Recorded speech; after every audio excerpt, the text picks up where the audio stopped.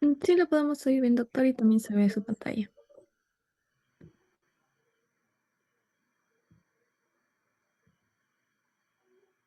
Bien.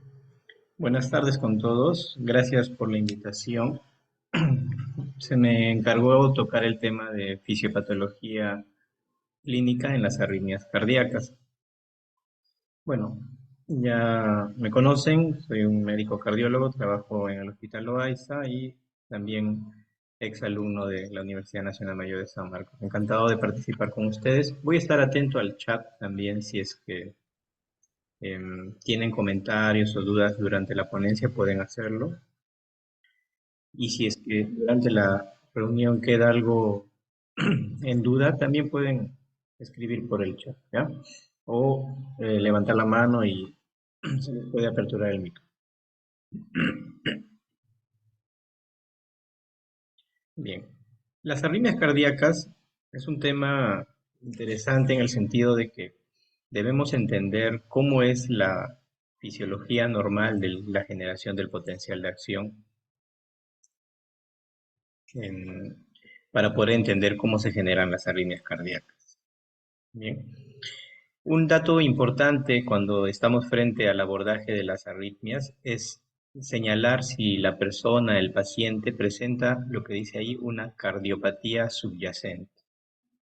Es diferente abordar a un paciente con cardiopatía estructural y arritmias que abordar a un paciente sin cardiopatía estructural con arritmias, ¿no? Entonces, las arritmias son una enfermedad cardiológica muy prevalente en todos los grupos de edad. Hay arritmias que son más prevalentes en jóvenes, otras más prevalentes en ancianos, pero está prevalente desde recién nacidos, incluso en el estado fetal, hasta la edad más avanzada. Bien. Y algo que tenemos que darnos cuenta siempre si existe cardiopatía subyacente. Puede existir arritmia, por ejemplo, en un contexto de un paciente con hipertrofia ventricular izquierda o un paciente con cardiopatía dilatada, un paciente con cardiopatía isquémica, un paciente con cardiopatía valvular, llámese mitral o aórtica, o un paciente con corazón estructuralmente sano. Bien, entonces es importante que entiendan esto.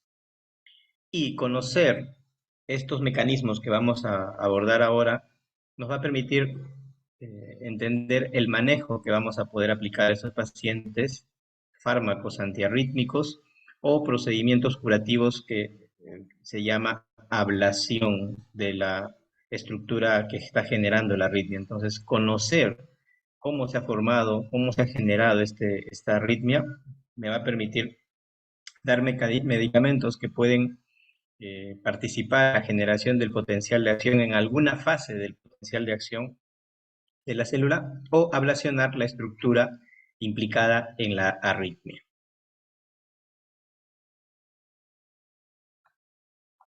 Bien.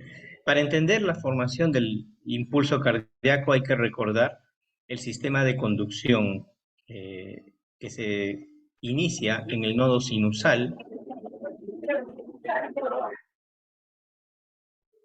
Gracias, que se inicia en el nodo sinusal, como ven ahí, vamos a,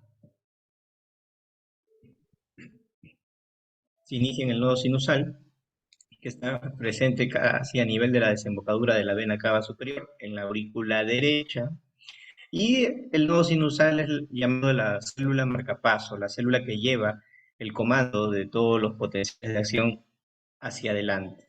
El impulso de acción del potencial de acción va a ser transmitido de aurícula derecha hacia aurícula izquierda por un haz, una fibra nerviosa llamada el haz de Bachmann, y por haces internodales que están ubicados en la aurícula derecha, las cuales transmiten el impulso cardíaco hacia el nodo aurículo-ventricular.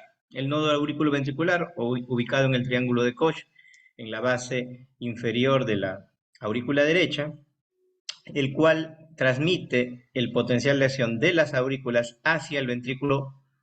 Solamente puede ser transmitido desde las aurículas hacia el ventrículo a través del nodo AB, el cual se continúa con el haz de His. El haz de His se va a bifurcar en dos ramas, rama derecha y rama izquierda, la cual está bifurcada en un fascículo anterior y en un fascículo posterior. Bien, entonces hay que entender que nuestro sistema de conducción es un continuum, ¿no? Empieza en el nodo sinusal y se transmite hasta las fibras de Purkinje. Bien, es un sistema neuroconductual que va permitiendo a través de uniones GAT la transmisión del impulso. Bien, cuando este impulso alcanza las células musculares, ya sean auriculares o ventriculares, también genera un potencial de acción.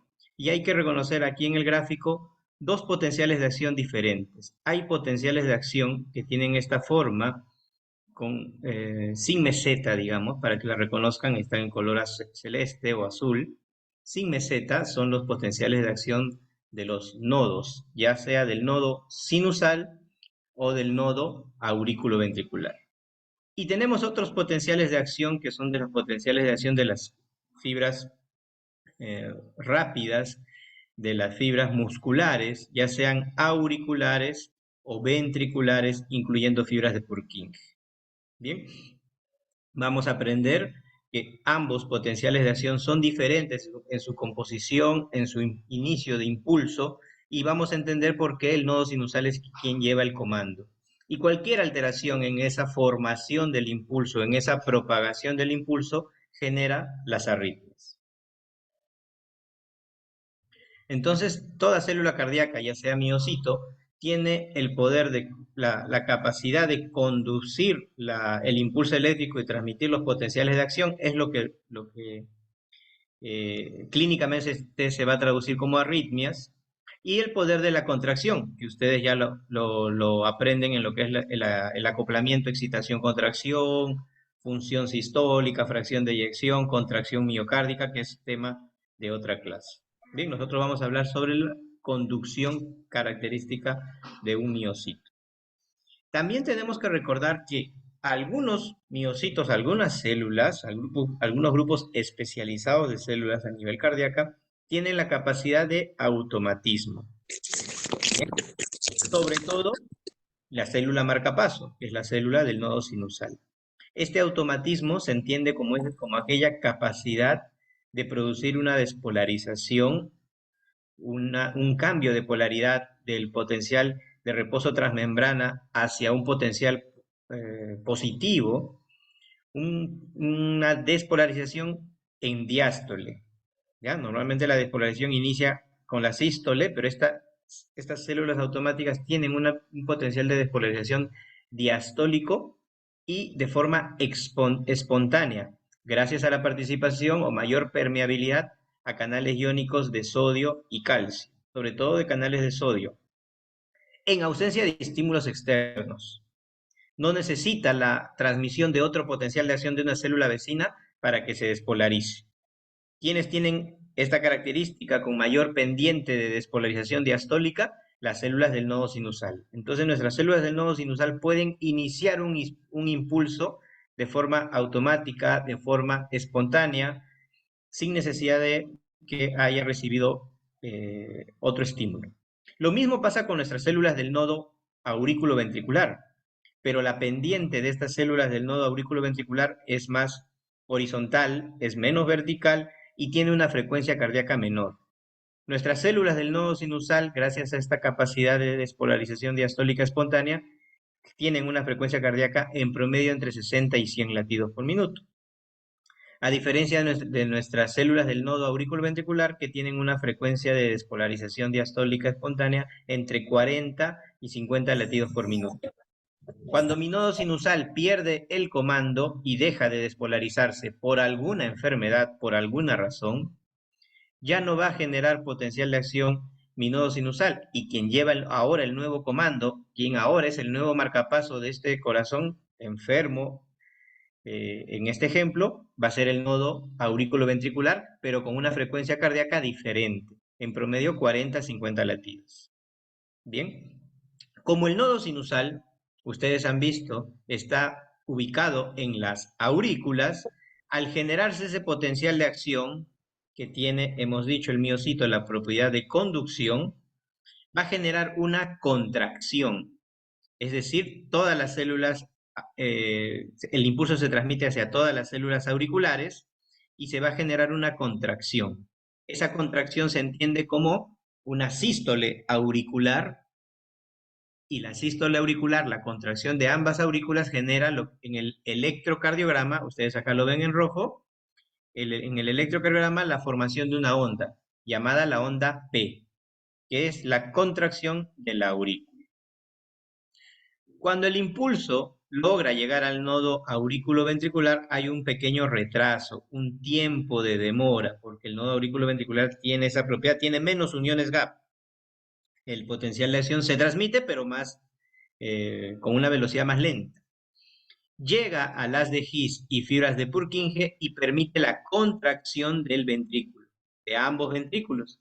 Y eso va a generar la formación de un complejo en el electrocardiograma, que es el complejo QRS, lo que estoy señalando ahí, una onda positiva, recta, con amplitud hacia arriba, positiva, que es la despolarización de los ventrículos. Por lo tanto, en el electrocardiograma puedo interpretar la contracción de la aurícula, generalmente iniciada de forma normal en un impulso formado en el nodo sinusal, y la contracción del ventrículo, generalmente iniciado por la transmisión del nodo del impulso que ha atravesado el nodo auriculoventricular. Por eso se genera un intervalo PR aquí, un tiempo después de la contracción de la aurícula, después de un tiempo, generalmente 120 milisegundos, después de un tiempo, 100 a 120 milisegundos, después de un tiempo se genera la contracción del ventrículo, gracias a que esa capacidad del nodo auriculoventricular de frenar un poco el impulso. Porque si no, ambas estructuras, aurículo y ventrículo, se contrajeran a la vez, se contrayeran al mismo tiempo. Pero también ahí podemos entender entonces nosotros que, por ejemplo, si ese retraso, ese impulso que pasa a través del nodo ventricular se retrasa más de la cuenta con un tiempo mayor, este tiempo en el electrocardiograma se va a alargar y de un mayor tiempo recién va a existir el QRS. Y ya estamos hablando, por ejemplo, de un bloqueo AB ventricular, un bloqueo ventricular de primer grado. Y es así como con la fisiología normal podemos ir entendiendo todos los distintos tipos de trastornos del ritmo que suceden en una persona y se interpretan mediante el electrocardiograma. Bien, entonces acá tenemos una representación gráfica nuevamente del nodo sinusal y cómo por un frente de ondas se transmite el impulso primero a las aurículas y hemos dicho solamente logra llegar al ventrículo a través del nodo aurículo-ventricular. No hay otra forma, de forma fisiológica normal. Pero a veces existen haces que permiten la transmisión del impulso o bypassear la transmisión del impulso de aurícula a ventrículo por vías llamadas vías accesorias. Las vías accesorias pueden estar localizadas en la pared lateral del corazón, en la lateral derecha, en la parte posterior o en la parte lateral izquierda o paralelas a la estructura del nodo auriculoventricular. Son vías accesorias, fibras de conducción con propiedades de conducción eléctrica anómalas y que permiten bypassear el impulso eléctrico. Por lo tanto, llega el impulso a la aurícula y en lugar de llegar por el nodo AB, de inmediato ya están pasando al ventrículo por esta vía anómala o llamada en electrofisiología para nosotros esta vía accesoria y permite la despolarización inmediata del ventrículo. Y eso también puede conllevar a arritmias o a fascículos de conducción que más adelante vamos a evaluar, fascículos o circuitos de reentrada que pueden generar taquicardias intranodales o internodales. Bien, hemos ido mencionando que nuestro nodo sinusal entonces tiene un potencial de acción más o menos de esta forma, sin fase 3 de meseta, o fase 2, perdón, sin fase 2 de meseta que tienen normalmente los potenciales de acción de las células musculares o contráctiles. Y esta fase, la fase 4, es la fase que tenemos que llamar la atención, que decía yo que genera la despolarización espontánea en diástole. La fase 4, gracias al ingreso o mayor permeabilidad y que permite el ingreso de iones sodio, permite que la célula del nodo sinusal o del nodo AB alcance un umbral, alcance un potencial de umbral de forma espontánea, generalmente menos 40, menos 50, y se inicia la despolarización. En azul, ven acá ustedes, se inicia la despolarización por el ingreso de iones de calcio, canales tipo L y tipo T de calcio que permiten la despolarización en el nodo sinusal o nodo sinoatrial. Luego, una vez que se ha alcanzado un potencial positivo, generalmente en más 10, más 20, se genera mayor permeabilidad para la salida de iones de potasio. Una corriente rectificadora de canales de potasio permite la repolarización de la célula para que nuevamente alcance su potencial de transmembrana negativo, generalmente en menos 60, negativo, generalmente en menos 60, pero de inmediato por la ausencia de iones de canales de bomba sodio-potasio ATPasa, ausencia, por la mayor permeabilidad a los canales de sodio, la célula automáticamente empieza a conseguir un potencial menos negativo, alcanzar el potencial umbral nuevamente de menos 40 y inicia una nueva despolarización. Entonces, es importante entender que acá va a haber ingreso de iones de sodio en la fase 4, ingreso de iones de calcio en la fase 2, en la fase de despolarización, y salida de canales de potasio. Bien, con ausencia de la fase de meseta o la fase de plató, que es la fase 2, que está presente en las células auriculares y células ventriculares y fibras de Purkinje. Aquí, a diferencia de las células del nodo sinusal, la despolarización se produce no por ingreso de canales de calcio, sino por ingreso de canales de sodio, canales rápidos de sodio. Por eso vemos que es una despolarización, una despolarización rápida, de inmediato alcanza un potencial positivo desde menos 90 hasta más 10. Bien, es un ingreso masivo de canales de sodio. Luego la célula intenta repolarizarse nuevamente, volverse negativa, alcanzar su potencial de reposo mediante la salida de canales de potasio, mediante unos canales llamados canales de Ito, que es una corriente más lenta de potasio, ¿ya? Está acá en color amarillo. Pero empieza a existir un intercambio con canales de calcio y se alcanza un reposo, una fase en que no logra alcanzar su repolarización completa la célula, la fase 2 de ingreso de calcio. Importante recordar acá lo que dice periodo refractario absoluto. Generalmente en esta fase la célula alcanza un periodo de refractariedad. Vamos a ver más adelante, alteraciones en estos periodos pueden generar también arritmias. El periodo refractario absoluto se entiende como aquel periodo en que cualquier célula, por más que llegue un estímulo, un nuevo estímulo, que intente despolarizar nuevamente la célula, no logra despolarizarla. Mientras que en la fase 3 sí hay un periodo de repolarización, continúa la repolarización por la salida de canales la corriente de salida rápida de canales de potasio que permite alcanzar a la célula un potencial negativo. Acá existe un periodo refractario relativo, es decir, ante un extraestímulo puede existir una nueva despolarización y eso vamos a verlo como inicio de arritmias de post-despolarizaciones precoces.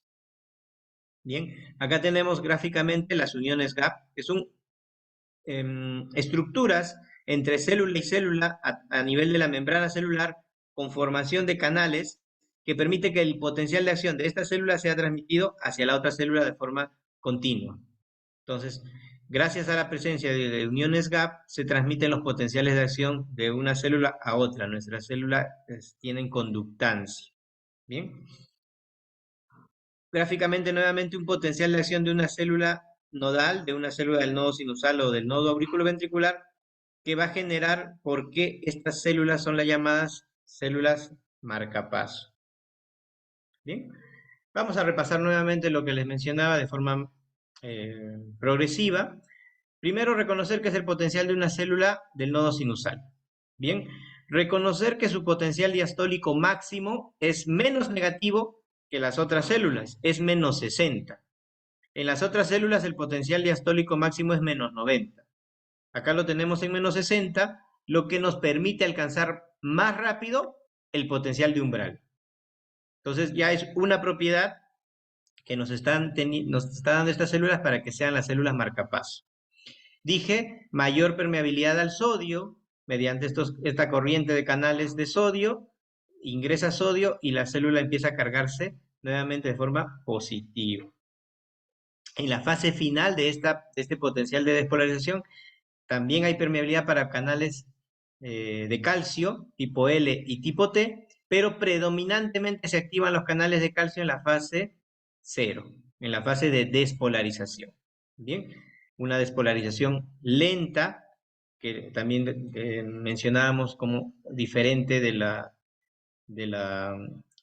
despolarización rápida de las células auriculares y ventriculares. Estos canales de sodio han sido llamados canales IF, eh, canales iónicos tipo FANI o FUNI, así le dieron la nomenclatura, que están predominantemente en las células del nodo sinusal y posteriormente se descubrió un fármaco que bloquea estos canales, por lo tanto bloquea estos canales FANI, bloquea este ingreso de sodio, el potencial diastólico ya no tiene tanta pendiente, se hace más lento, más horizontal y generalmente puede producir ese fármaco, por eso produce bradicardia. Bien. Entonces, en la fase 4, la fase de despolarización espontánea, los canales iónicos se abren para conducción de canales de sodio. Hemos dicho que son llamados las corrientes FANI, los canales IF. Bien. Y existe en la fase final un poco de ingreso de canales, de apertura de canales de calcio. Bien. Pero principalmente los canales de calcio se activan en la fase 0. Perdón. Bien, esta fase 0 de los canales de calcio se inician generalmente cuando la célula ha alcanzado su umbral de despolarización o está a punto de alcanzar su umbral de despolarización, que es a menos 50. Cuando llega a estar menos 40 ya se aperturan todos los canales de calcio y se inicia la fase 0 de despolarización. Bien, y luego la célula tiene que cargarse nuevamente negativa, por lo tanto salen hacia el extracelular iones de potasio. Bien, para alcanzar su potencial de reposo. Bien. Bien, esta es la fase 0 y hemos visto que en la fase 3 se aperturan los canales de potasio. Por mayor incremento hay una hiperpolarización, logra la célula estar nuevamente cargada negativamente, se hiperpolariza y los canales de calcio que estuvieron activos en la fase 0 se inactivan y se cierran. Bien, acá hay ausencia de fase 2. Bien, mientras que en nuestras células musculares, miren, los potenciales de membrana de reposo son mucho más negativos, llegando a ser hasta menos 90. Recordemos que habíamos dicho que en las células del nodo sinusal el potencial de reposo es menos 60. ¿Hay una diferencia ahí? Las células los canales que permiten la despolarización rápida en la fase 0 ahora son canales de sodio, canales rápidos de sodio. Bien, inicia en un potencial de membrana de reposo de menos 80 a menos 90 y logra alcanzar un potencial positivo de despolarización, generalmente hasta más 10, más 20. Luego inicia una repolarización temprana por la salida de iones de potasio mediante estos canales que están aquí señalados, los canales ITO, ¿ya? ITO de salida de potasio. Bien, pero se logra un equilibrio entre los canales de calcio y los canales de sodio, permitiendo que la membrana o la célula permanezca en un potencial estacionario y no logre repolarizarse. Esto da origen a la fase de meseta, que si se prolonga demasiado la fase de meseta, en el electrocardiograma vamos a observar, por ejemplo, un intervalo QT largo, lo que predispone a formar algunas arritmias, algunos postpotenciales. Terminamos la fase 3 de repolarización rápida final con la salida rápida de canales de potasio en estos canales llamados IQR e IQS. ¿Bien? Luego la célula en la fase 4 trata de recuperar el intercambio o la pérdida de iones que ha tenido, ingreso masivo de sodio, salida masiva de potasio, y logra volver a su estado basal mediante la bomba sodio-potasio ATPase. La bomba permite que se alcance el equilibrio, que se vuelvan a cargar de forma predespolarización la célula para que inicie una nueva despolarización. Bien, entonces estas células este potencial de acción de las células auriculares y células ventriculares son células de respuesta rápida. Las células auriculares son las que más rápido permiten transmitir un impulso de un lado a otro. Bien, para ese era este gráfico, es recordar nuevamente. Acá en este esquema nos ponen también la entrada pasiva de canales de cloro que permiten también cargar negativamente la célula, pero habíamos dicho que es inicialmente una corriente inicial temprana de salida de potasio mediante los canales ITO. El potencial de acción de las células del nodo sinusal son células de respuesta lenta. Ojo, son células de respuesta lenta, pero con potenciales de reposo máximo en menos 60 en promedio, o sea, menos negativos, y con una pendiente espontánea de despolarización. Este es un cuadro que nos permite resumir lo que hemos venido diciendo, cómo son las células de respuesta rápida, es decir, las células contráctiles, auriculares y ventriculares y fibras de Purkinje, cómo son las células de respuesta lenta, las células marcapaso, ya sea nodo sinusal o nodo auriculoventricular, con la diferencia de frecuencia cardíaca que hemos mencionado, nodo sinusal entre 60 y 100, nodo auriculoventricular en promedio 40 hasta 50 latidos por minuto. Hemos mencionado la diferencia en los potenciales de transmembrana diastólicos, como en las células de respuesta rápida es mucho más negativo, es decir, menos 90, en los niveles de potencial umbral, como el ascenso en la fase 0 es rápido gracias a la presencia de canales rápidos de sodio, mientras que en las células marcapaso el ascenso es lento en la fase 0 porque no hay canales rápidos de sodio y la fase 0 se debe al ingreso de canales de calcio, de los canales tipo L de calcio. ¿Bien? Todo este conocimiento de la formación de un impulso eléctrico mediante la fisiología normal nos permite abordar las características y las alteraciones que van a existir para la formación del impulso y entender por qué se generaron las arritmias. Nuestras células tienen estas propiedades, casi todas. Nuestras células son excitables. Hemos visto porque son excitables porque generan potenciales de acción. Ya sean, son diferentes los potenciales de acción, pero se pueden excitar, se puede transmitir el impulso que se generó mediante las uniones gap, entonces son excitables y conducen el impulso, pero hay momentos en que no pueden conducir el impulso porque tienen propiedad de refractariedad. Bien, pero algunas células de forma normal son automáticas y otro grupo de células de forma anormal pueden tener automatismo adquirido en células, por ejemplo, en células isquémicas, porque alteran su potencial umbral, se cargan mayormente de calcio por isquemia miocárdica y pueden adquirir automatismo anormal. Entonces, entender toda esta fase previa que hemos hablado unos 20 minutos, va a ser sencillo entender las arritmias. Excitabilidad, capacidad que tienen las células cardíacas de responder ante estímulos de suficiente intensidad.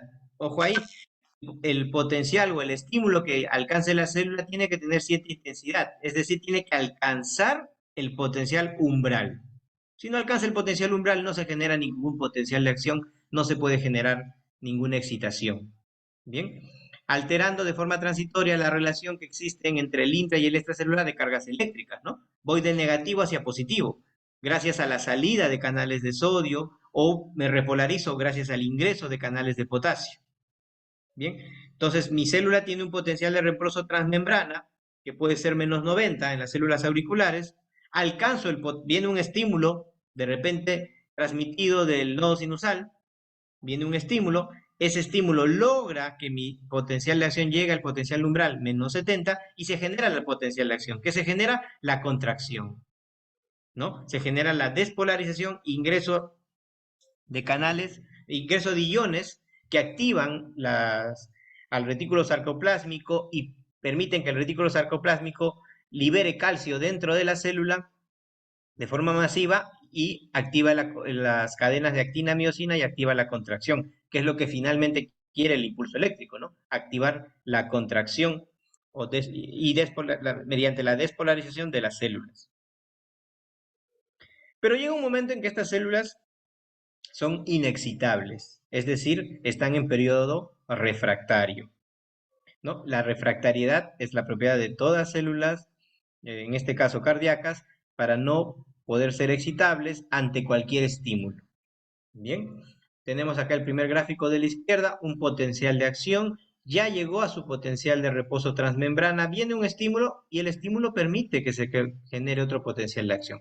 Esto es de forma normal, ¿no? Permite la excitación.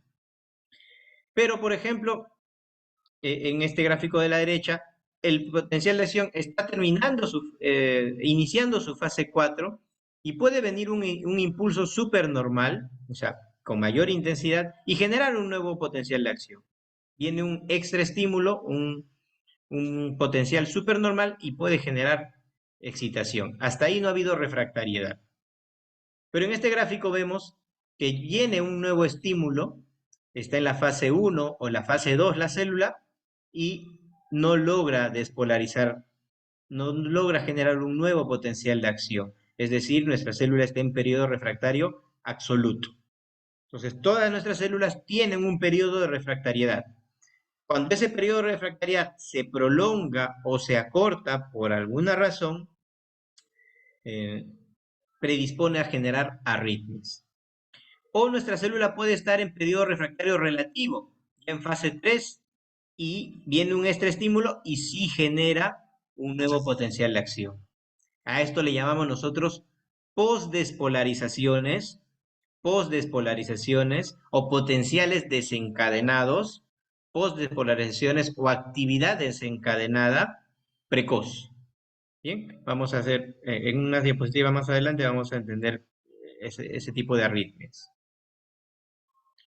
Pero todos los impulsos eléctricos que hemos venido mencionando tienen que ser transmitidos célula a célula, célula a célula, gracias a las uniones gap. Hay veces o escenarios en que las uniones gap se alteran, sobre todo por isquemia o por fibrosis, y el impulso puede ser generado.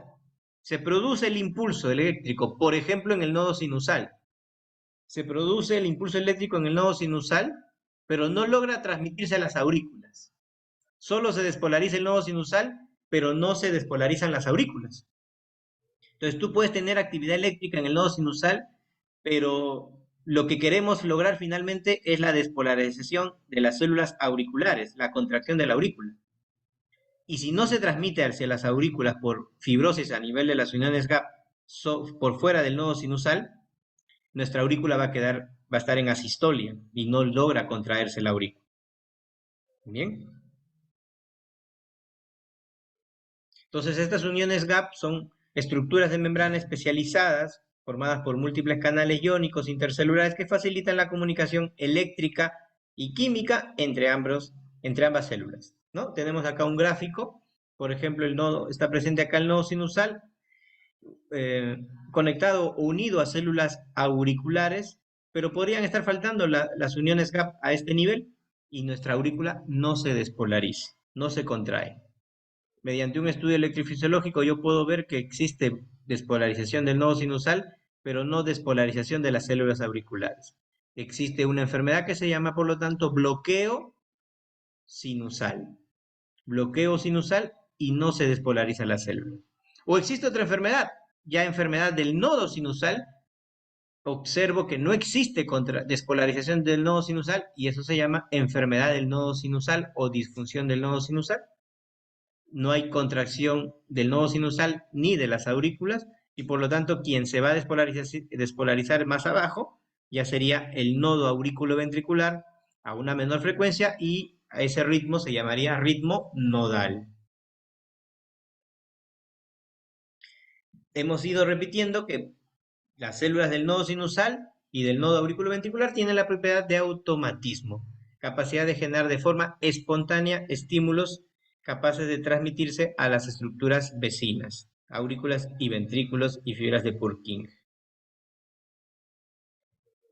Entonces, los mecanismos para la formación de estas arritmias pueden ser los siguientes. Puede haber un trastorno en la formación del impulso. El impulso se forma gracias al automatismo, pero por un automatismo normal alterado, un automatismo normal exagerado o deprimido, un automatismo normal que puede llevar a taquicardia, por ejemplo, taquicardia sinusal, o un automatismo normal a nivel del nodo sinusal disminuido o enlentecido, por ejemplo, bradicardia sinusal. O podemos tener automatismos anormales, células que no deberían tener automatismo, ahora tienen automatismo. Inflamación o isquemia o fibrosis a nivel de un grupo de células auriculares, de repente ubicadas en el septum interauricular, por alguna cicatriz a nivel de la aurícula, por un procedimiento quirúrgico previo que le hicieron al paciente, o células con algo de inflamación por pericarditis o por miocarditis, que alteran su pH, alteran su carga iónica y ahora tienen automatismo. Empiezan a despolarizarse de forma espontánea cuando no deberían hacerlo. Y si logran hacerlo a una mayor frecuencia que la frecuencia del nodo sinusal, ya ellas van a llevar el comando, ellas van a ser el marcapaso de este corazón. Y por ejemplo, podemos tener taquicardias atriales, llamadas así, taquicardias atriales, a frecuencias cardíacas de 150 o 200 por minuto, por automatismo anormal en algún grupo de células auriculares. Es un ejemplo de tantos. O podemos tener actividad desencadenada, es decir, extraestímulos que aparecen cuando se está generando el potencial de acción y está alcanzando su repolarización. Recordemos entonces esos periodos refractarios y se despolariza nuevamente. Estos son llamados las postdespolarizaciones precoces en fase 2 y fase 3 y las postdespolarizaciones tardías en fase 4 de potencial de acción. Bien. Y otra forma en que se puede producir las arritmias ya no es en la generación de un nuevo potencial de acción, en la formación de un nuevo potencial de acción, sino en la conducción de ese potencial de acción. El impulso eléctrico se genera, se forma de forma, valga la redundancia, normal, pero se conduce de forma anormal. Y se conduce generando reentradas, circuitos de reentradas, circuitos con nuevas longitudes de onda que van a generar reentradas, micro reentradas o macro reentradas, generando básicamente taquicardias. Un ejemplo de ello son las taquicardias intranodales, llamadas también taquicardias paroxísticas supraventriculares, o taquicardias por reentrada aurículo-ventricular y algunas taquicardias ventriculares. ¿Sí? Por ejemplo, Una de las alteraciones es los trastornos de la formación del impulso, hemos dicho automatismo normal.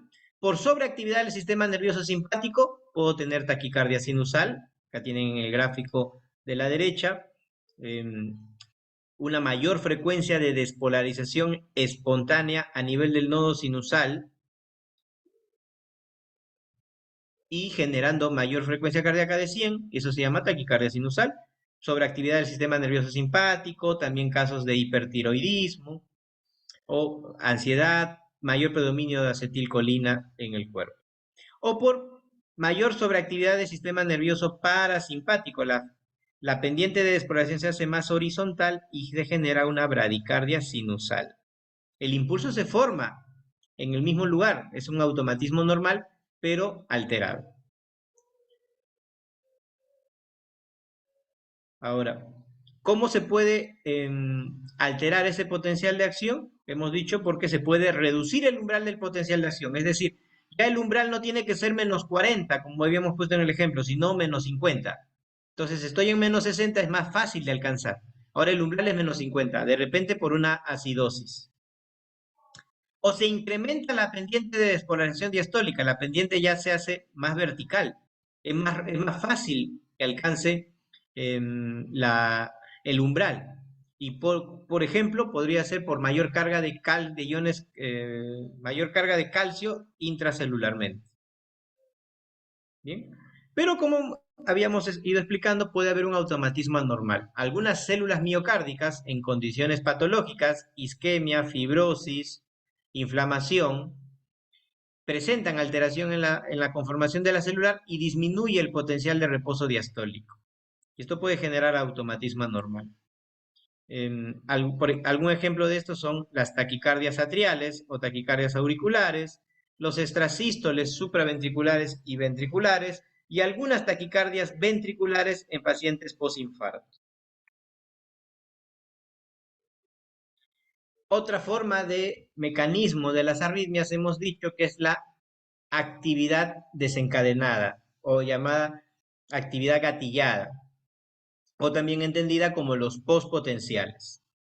Los postpotenciales es aquella iniciación de impulso causado por un postpotencial que alcanzó a la célula en periodo refractario relativo o en periodo de reposo transmembrana.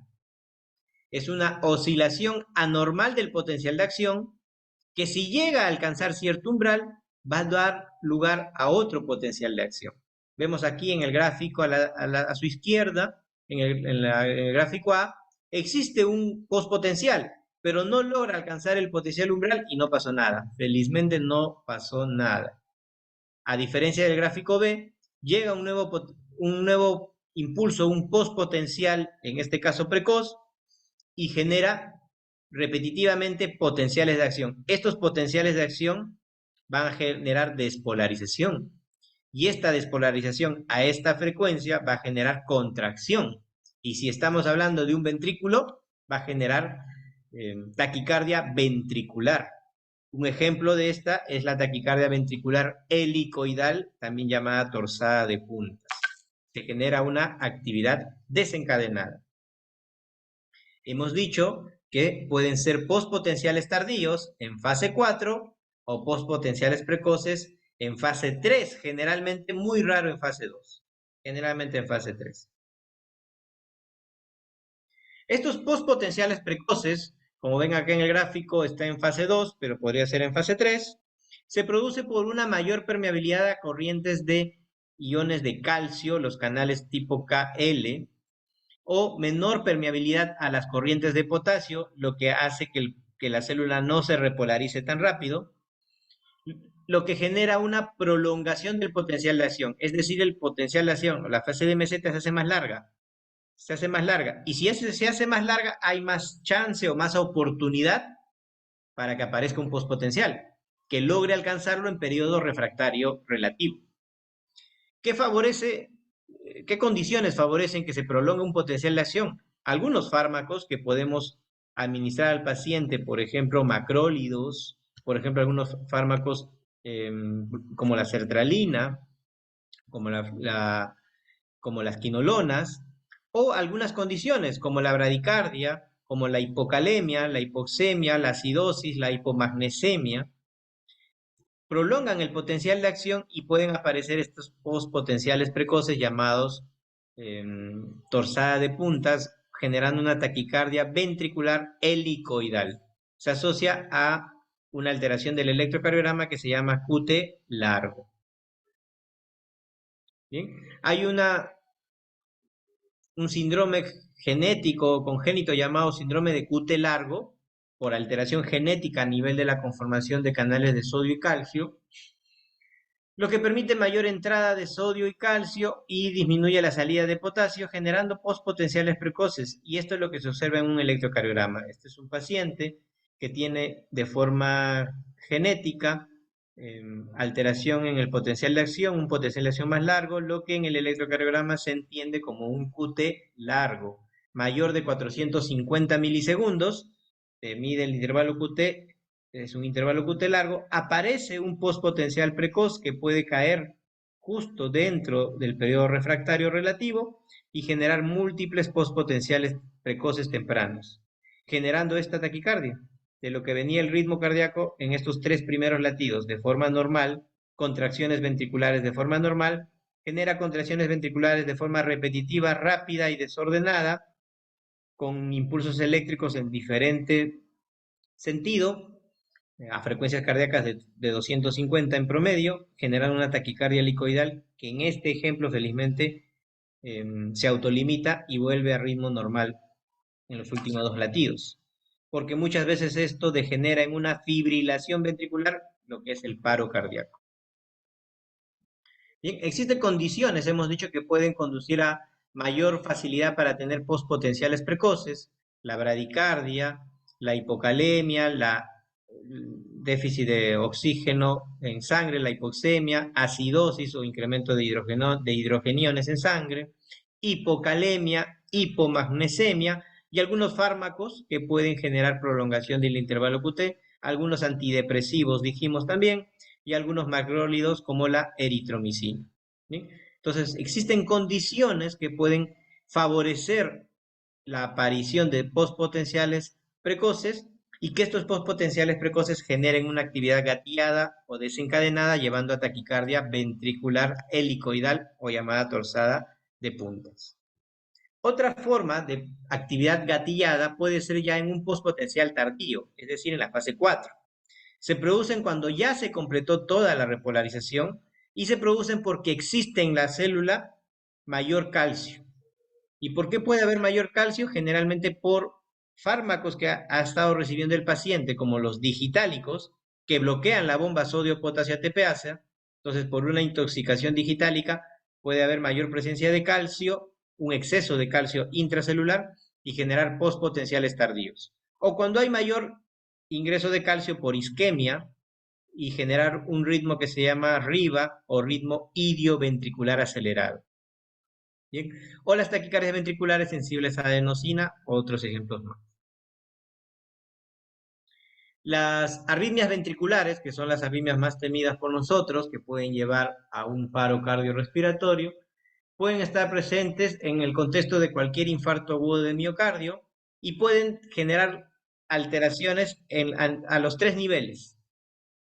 Puede generar alteraciones por automatismo anormal, por una corriente de injuria o daño celular a nivel de la cicatriz, generando eh, arritmias por automatismo anormal, taquicardia ventricular por automatismo anormal, o puede haber actividad gatillada por postdespolarizaciones precoces o postdespolarizaciones tardías, o también la isquemia y la necrosis, sobre todo de algún grupo de células, puede generar circuitos de reentrada, que es lo que vamos a ir hablando ahora.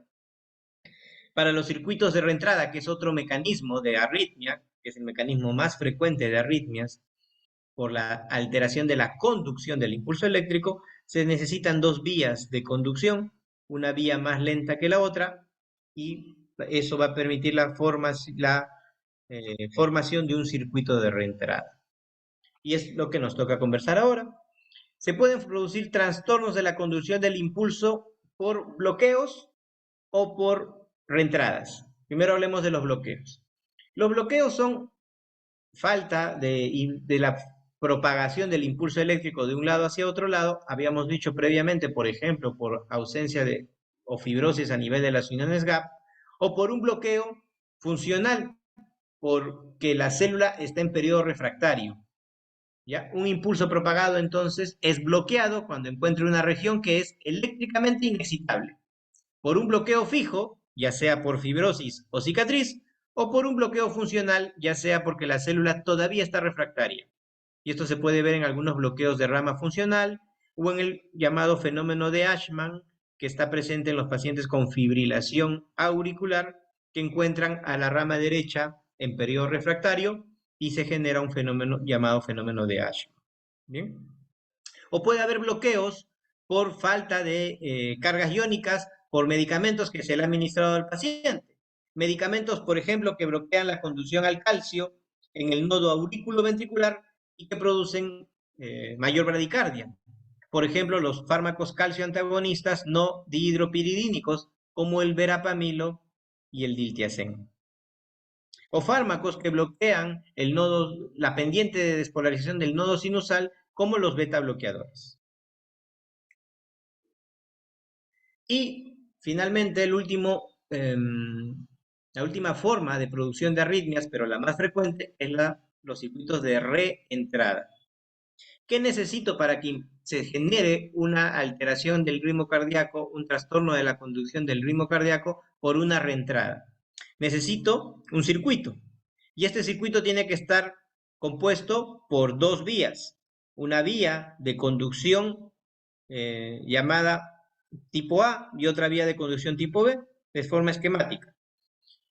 Ambas vías tienen que tener periodos o velocidades de conducción distintas, una más rápida que la otra, y periodos de recuperación o de repolarización distintos. Por lo tanto, son vías con velocidades de conducción distintos, ya sea en la velocidad de conducción y en el tiempo de recuperación, en la velocidad de repolarización, ¿bien? O tiempo de refractariedad. Luego necesito que una de esas dos vías tenga un bloqueo, una zona, un momento que esté bloqueada esa vía, que no permita que pase el impulso, que exista un bloqueo unidireccional. El bloqueo tiene que ser unidireccional. Y ahora vamos a entender por qué. Entonces tengo que tener un circuito ya sea anatómico o funcional, tengo que tener un bloqueo unidireccional y luego, al ser el bloqueo solo en una dirección, la conducción a través de esa zona de bloqueo puede permitir una conducción retrógrada de forma lenta. El impulso puede regresar por esa zona porque ya pasó su periodo refractario y tener una conducción retrógrada. Vamos a verlo esquemáticamente. Entonces, puede haber una reentrada anatómica o una reentrada funcional. Ambos ejemplos tienen que tener dos vías, una con una conducción más lenta, una con una conducción más rápida, la otra con la conducción más rápida, pero con un bloqueo unidireccional, ya sea de forma anatómica, por isquemia, fibrosis o necrosis, o de forma funcional por periodos refractarios diferentes. Entonces voy a tener una reentrada anatómicamente determinada. Por ejemplo, un paciente, todos, mejor dicho, todos a nivel del nodo aurículo-ventricular, tenemos eh, dos vías de conducción, una vía de conducción más rápida que la otra, una vía de conducción lenta y una vía de conducción rápida. Tenemos una reentrada anatómicamente ya determinada, tenemos nuestro circuito anatómico. Pero una de las zonas puede tener una conducción en una sola dirección, unidireccional, y debe haber un periodo, un momento adecuado de relación entre la longitud del circuito y la refractariedad que existe en ese circuito, permitiendo que la velocidad de conducción de la onda alcance a la cola de la otra vía y pueda transmitirse de forma retrógrada por ahí. Vamos a verlo en un video que hemos puesto ahí. Bien, este es un ejemplo, un gráfico esquemático. Imaginemos que el impulso eléctrico empieza acá donde tengo el punto rojo y la transmisión puede, a través, por ejemplo, del nodo aurículo ventricular o en cualquier célula, en cualquier zona, transmitirse por cualquiera de estas dos vías. Si lo entendemos acá como gráficamente como este vehículo. Este vehículo va a empezar la transmisión y puede, una vez que está originado aquí donde tengo el punto rojo, ir por cualquiera de las dos vías, de forma normal, va y alcanza la vía y llega. Pero una vía puede tener una conducción más lenta, eh, y que se repone o se alcanza su velocidad, su limpieza, digamos, su refractariedad de forma más larga, ¿ya? Una conducción más rápida que la otra, pero una refractariedad más larga. Va a ser esta vía de acá en el ejemplo.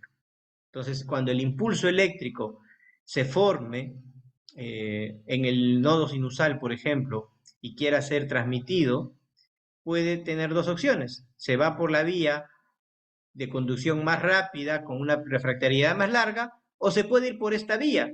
En este ejemplo dice vías con baches, pero húmeda, con una refractariedad más corta. Bien. Entonces la vía, el impulso eléctrico normal, en el escenario normal, puede venir por acá y va a ir por las dos direcciones, porque hemos dicho que las células tienen conducción y todas las células son excitables. Pero una vía es más rápida, esta de aquí, y la otra vía es más lenta, ¿no? El impulso eléctrico está avanzando por aquí. Llega acá, baja hacia el ventrículo, pero asciende retrógradamente, se choca contra el otro impulso y se anula, y no pasó nada. El impulso logró pasar de aurícula a ventrículo o de una zona X a otra zona, porque todas las células tienen conducción y tienen excitabilidad, pasa de una zona a otra a través de una de las vías y no generó ningún problema porque cuando el impulso estaba retrógradamente regresando, chocó contra el otro impulso y no pasa nada. Entonces viene un latido normal nuevamente, pasa, y cuando retrógradamente quiso regresar, no generó nada, ninguna alteración porque se chocó contra el otro impulso. Pero si hubiera un extrasístole, por ejemplo, el impulso eléctrico va por acá, no logra ser transmitido porque ahí dijimos un bloqueo unidireccional. Pero por la otra vía sí está logrando pasar, pero de forma más lenta, ¿no? Porque es una vía más lenta. Logra pasar el impulso, pero está siendo conducido de forma más lenta porque hemos dicho que tiene que haber una vía más lenta o con periodos de conducción diferentes, ¿no? Más rápido y más lento. Logra alcanzar esta vía, la cual ya terminó su periodo refractario y pasa el impulso, va a ir hacia la otra zona, va a continuar hacia la otra zona, pero como ya esta vía fue limpiada, ya terminó su periodo refractario, regresa por aquí, regresa nuevamente y ya no tiene con quién oponerse. Por lo tanto, se transmite nuevamente por aquí, se transmite también hacia el origen porque todas las células son excitables. Se transmite por aquí y como esta vía es más lenta, le da tiempo a que esta vía se haya limpiado, haya terminado su periodo refractario y luego nuevamente baja por aquí. Entonces ya estás observando que aquí se está generando una reentrada, un circuito espontáneo, sin necesidad que venga un impulso nuevo de acá arriba. Y se genera, por lo tanto, un circuito de reentrada. Esta vía solita está empezando a generar impulsos eléctricos y eso se llaman circuitos de reentrada. Dependiendo de la velocidad de ese circuito de reentrada, va a generar arritmias más rápidas que otras.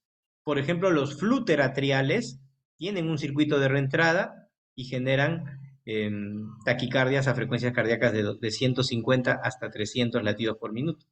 En este ejemplo, entonces se empieza a generar esa reentrada y el corazón en taquicardia. Uno de los ejemplos típicos son las taquicardias intranodales, las taquicardias mediadas por una vía accesoria o los flúter atriales.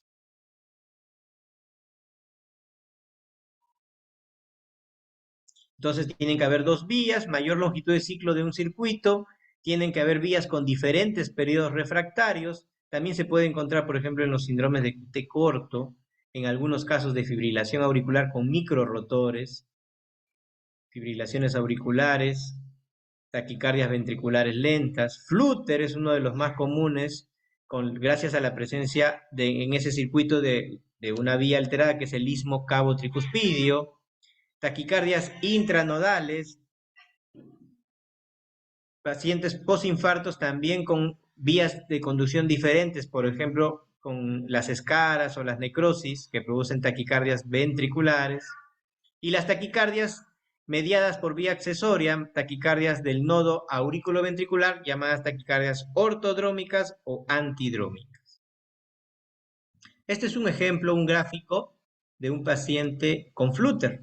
Entonces, en el flutter, por ejemplo, tenemos en la aurícula derecha, esta es la aurícula derecha, eh, vías de conducción, una más rápida que la otra, y la presencia o participación en este circuito de reentrada del istmo cabo tricuspidio, generando a nivel del electrocardiograma ondas de serrucho, ondas de sierra, acá las estoy expresando gráficamente con el puntero, pudiendo generar taquicardia si es que el nodo auriculoventricular no bloquea a estas reentradas en la aurícula derecha.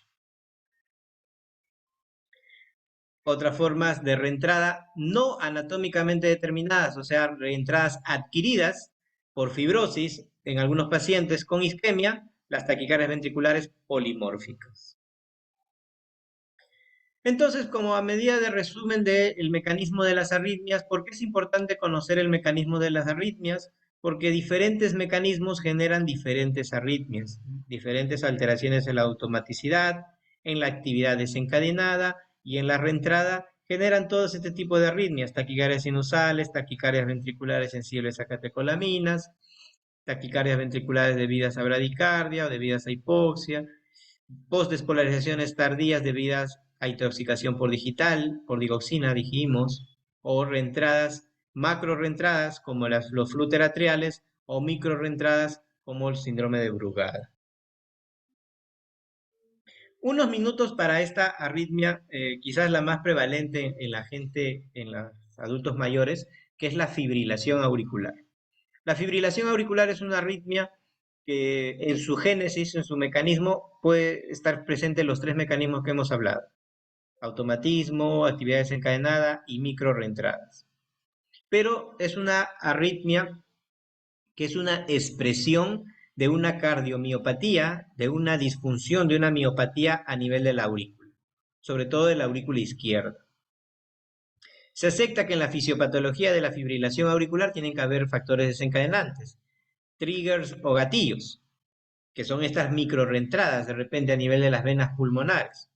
Y tiene que haber una miopatía, un daño auricular, un factor favorecedor, un sustrato, una aurícula remodelada, una aurícula fibrótica. Y algo que perpetúa esto, que es, por ejemplo, la dilatación o la mayor fibrosis a nivel de la aurícula. Bien, entonces, en la fisiopatología de la fibrilación auricular pueden haber sustratos de reentrada a nivel de las venas pulmonares,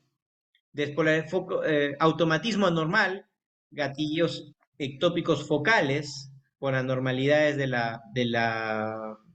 los canales iónicos de calcio, lo que genera mayor remodelamiento estructural y anormalidades de la conducción, más sustratos de reentrada.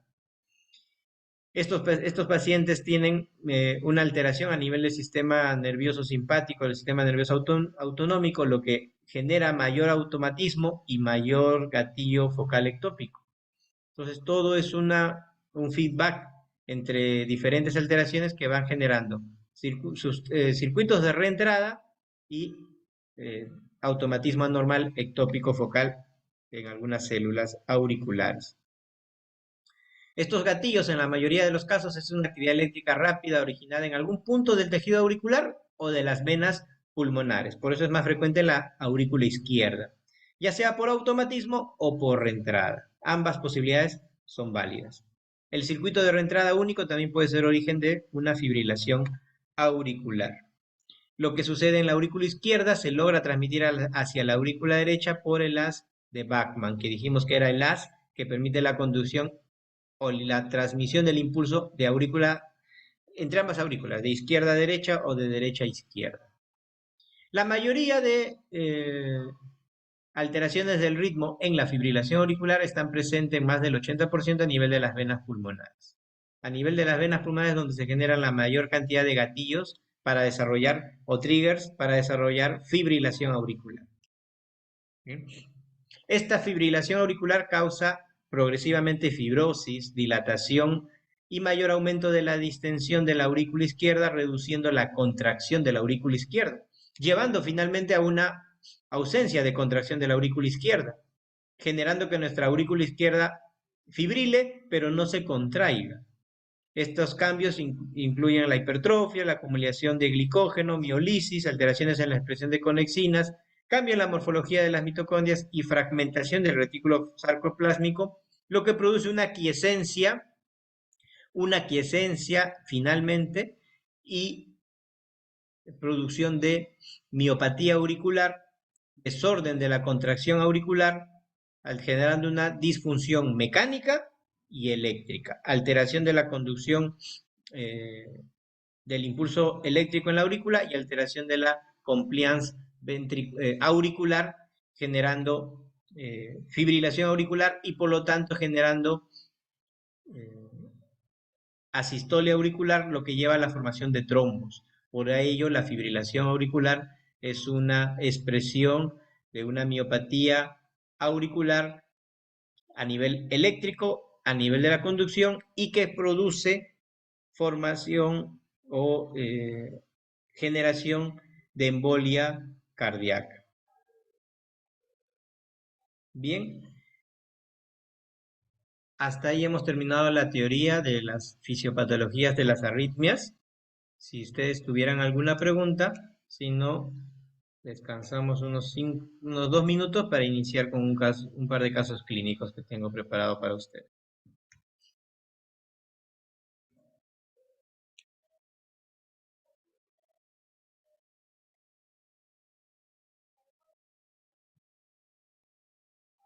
A ver, yo tengo acá escrito una interrogante, dice, ¿cómo arritmia existe el fibriloflúter? A menudo se escucha en las emergencias. Bien, deberíamos, respecto al fibriloflúter, primero aclarar.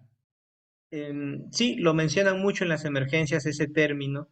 em, es un término electrocardiográfico, para empezar, ¿no? Quienes antiguamente acuñaron ese término, lo acuñaron porque a nivel de la lectura del electrocardiograma se podían observar patrones de fibrilación auricular, es decir, presencia de ondas eh, con una frecuencia cardíaca auricular rápida, mayor de 500 latidos por minuto, auricular estoy hablando, desordenadas, sin un patrón ordenado. Y el flúter, al contrario, como hemos visto en un gráfico, un patrón en serrucho ordenado a una frecuencia cardíaca auricular prácticamente de 300. Cuando electrocardiográficamente existía una unión entre ambos patrones, una confusión entre ambos patrones, se le decía fibriloflúter. Pero electrofisiológicamente no existe el fibriloflúter, porque hemos visto nosotros ahora en la clase que la formación del impulso eléctrico puede estar alterado en cualquier nivel de la aurícula, pero si está alterado a nivel de un circuito de reentrada en el istmo cabo tricuspidio en la aurícula derecha, un rotor, a eso le llamamos flúter. Pero si existen micro reentradas en las venas pulmonares, potenciales de acción con reentradas rápidas a nivel de las venas pulmonares o a cualquier otro nivel en la aurícula izquierda, a eso le llamamos fibrilación. Entonces no pueden existir dos entidades una tras otra en un mismo electrocardiograma. Puedo tener un paciente con flúter que luego de que termine el flúter pasa a fibrilación auricular. O lo contrario, un paciente que tiene fibrilación auricular por una aurícula muy remodelada, que ya generó también otro circuito de reentrada a nivel de la aurícula derecha y tener flúter. Entonces, electrocardiográficamente puede existir la palabra fibriloflúter, pero electrofisiológicamente, como una verdadera arritmia, no existe el fibriloflut. ¿Bien? Entonces, sí, a su pregunta, ¿a menudo se escucha en las emergencias? Se escucha, se ve, porque en las emergencias lo que estamos trabajando con electrocardiogramas. Pero electrofisiológicamente no existe ese término. ¿Bien? Otra consulta. Doctor, disculpe, ¿cómo actúa el desfibrilador en la corrección de la fisiopatología de la taquicardia ventricular y la fibrilación ventricular? Muy bien, excelente. Cuando nosotros aplicamos una descarga eléctrica o una cardioversión eléctrica, lo que estamos haciendo es despolarizar de inmediato todas las células. O sea, por electricidad, transmitir un impulso eléctrico a todas las células, en este caso a todas las células que han recibido electricidad, a todas las células cardíacas, y como que aplicar un reset. ¿Bien? Entonces, en la pregunta, si tú tienes un paciente con taquicardia ventricular, quiere decir que se está despolarizando mis células ventriculares, que están generando potenciales de acción, los potenciales de acción que hemos visto en los gráficos, uno tras otro, a frecuencia cardíaca de repente de 180, uno tras otro. Tac, tac, tac, tac, tac, tac. Lo que yo voy a hacer con mi cardiodefibrilador es aplicar una cardioversión eléctrica sincronizada. Si que quiero usar mi desfibrilador en una taquicardia ventricular, lo que tengo que hacer es aplicar una cardioversión eléctrica sincronizada, de repente con 150 joules o 200 joules, y generar una despolarización de todas las células en el momento que aplico la descarga. Aplico la descarga, todas mis células se despolarizaron y de inmediato, como hemos visto, fisiológicamente mis células se tienen que repolarizar. Se repolarizan, en ese momento estoy en una breve asistolia mientras se repolarizan, ¿y quién va a llevar el comando nuevamente si es que el corazón del paciente está sano? El nodo sinusal. Entonces lo que voy a observar de inmediato es despolarización de la aurícula, onda P, y luego despolarización del ventrículo, complejo QRS. Y terminó la arritmia. Despolarización auricular, despolarización ventricular, cesó la arritmia porque despolaricé a todas. Si de repente yo apliqué muy poca intensidad de joules, de repente 50 joules o 20 joules, o la taquicardia eh, ventricular es muy intensa, no logro, genero la descarga eléctrica y no logro despolarizar a todas las células y persiste la taquicardia. Entonces, el objetivo del uso del desfibrilador es despolarizar de inmediato todas las células con una intensidad, en este ejemplo, 150 joules. Y en la fibrilación ventricular lo mismo. Es un miocardio eh, despolarizándose súper rápido, 400 latidos por minuto, 500 latidos por minuto, el ventrículo. Prácticamente no hay despolarización efectiva. Aplico la descarga y reseteo todo. Y espero a ver quién lleva el comando. Si mi despolarización es efectiva, empieza el nodo sinusal a llevar el comando y cesó todo. Pero a veces puede ser inefectiva porque esos circuitos de reentrada que hemos hablado se siguen produciendo y no logro terminar la arritmia. En este caso, si es fibrilación ventricular, mi paciente entra en paro cardíaco. Siguiente pregunta. Doctor, buenas noches. Un segundo. ¿Qué tan frecuentes son las arritmias causadas por antidepresivos tricíclicos? Felizmente no son tan frecuentes, por eso se pueden seguir usando, pero tenemos que tener eh, cuidado antes de usar antidepresivos tricíclicos, medir el intervalo QT del paciente, que nos está traduciendo la fase de meseta del potencial de acción. Si ese paciente ya tiene un intervalo QT largo o prolongado, sería peligro. En ese paciente sería más frecuente las arritmias. O cuando yo administro un paciente antidepresivos tricíclicos, tengo que en el seguimiento medir cómo va esa fase de meseta, cómo va esa potencial de acción o cómo va ese intervalo QT. Y si se va prolongando, tengo más predisposición para hacer arritmias. Si existe alguna alteración cardíaca como infarto que me cause arritmia, como usted lo explicó, a pesar de la desfibrilación, ello no resolvería la arritmia, ¿verdad? Por supuesto, si ya existe de base una estructura anatómica eh, con fibrosis, con necrosis, con isquemia, puede perpetuarse la arritmia. Entonces, con el desfibrilador, ya sea un desfibrilador implantable que se lo coloca al paciente con una descarga eléctrica que hago yo, o con una descarga eléctrica que hago yo, puedo cesar la arritmia, pero la arritmia puede volver y puede volver y puede volver. Entonces, hay personas que ya tienen arritmias incesantes y por más que tú apliques alguna descarga eléctrica, persiste. Por eso, lo que existe es la ablación.